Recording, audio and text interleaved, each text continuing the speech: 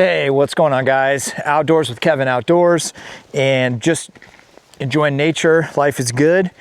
A wet, beautiful, gray, rainy day in the beautiful Pacific Northwest. And we're gonna talk about rocking some gloves when you're hiking. So a couple things. When my toes are cold and wet and my hands are cold and wet, my entire body is not happy. So I don't know if that's something you've ever thought about or something you might want to do some trial and error on, but when you have warm hands and your toes are warm, man, your body, the rest of your body can be a little bit cold, and you're going to be okay. So I've got a pair of Gore-Tex gloves on right here. So these are made by the brand Sitka. I've done a few videos on these, but it's not really about the glove itself. It's about the act of. So whether they be some Mechanix gloves, which I'm a huge fan of those Mechanix gloves because they're 20 bucks a pop. But think about hiking, you're always pushing branches and bushes out of the way. Well, it depends on where you live. You could be in the Midwest and there's sand and cacti and such, but it depends on where you live. But there's branches and rocks and things that you want to get out of your way that you might be pushing out of the way. Another thing is, I was on a hike in a cave one time, and my son, he actually was wearing, he was like 6 at the time. So we're hiking through this cave and he had a headlamp on. He had his hands in his pockets, right? Because it's a cold cave, damp, wet, cold. Had his hands in his side pockets, and he's walking and trips and does a full face plant and smashes his headlamp on a rock. And I really believe God saved him right there. Thanks to prayers from everybody, maybe. But I'll tell you what, it was crazy. Like, he could have died.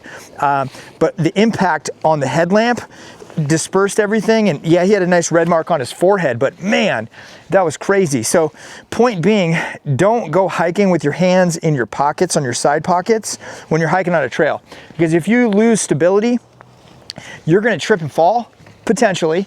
And you need to be able to put your hands down quickly. So definitely something to think about. So that's why I'm a huge fan of hiking with gloves, because then I can have my hands out. I'm free and mobile. And if I need to trip, if I accidentally trip and fall, boom, my hands are down. So a couple things. One, it doesn't necessarily matter about the type. I really recommend some kind of a leather strong palm, so I'm constantly touching things.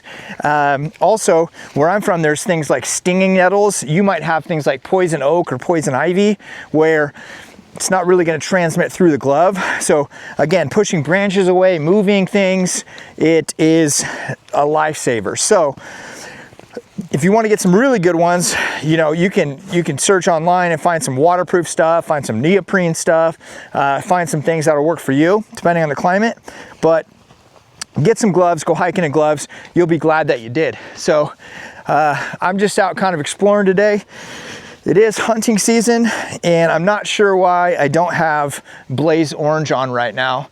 I just thought of that, and I might turn around and go find something bright, because although I don't look like a deer, I don't really trust hunters sometimes. Not all the hunters. Anyhow, so we're just kind of out bushwhacking and finding a trail, and let's see what kind of view we're working with here.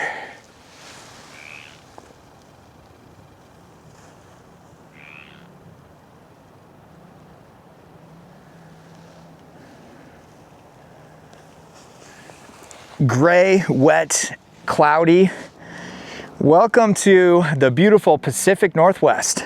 So anyways, hopefully you got something from the video. Any tips on as far as what are the basic necessity things that you bring with you, that throw in your backpack, that no matter what you're always going to have with you? Go ahead and chime in the comments. Don't forget to like and share, subscribe, hit that bell notification so you know when the next video is coming out. We appreciate you. We'll see you in the next one.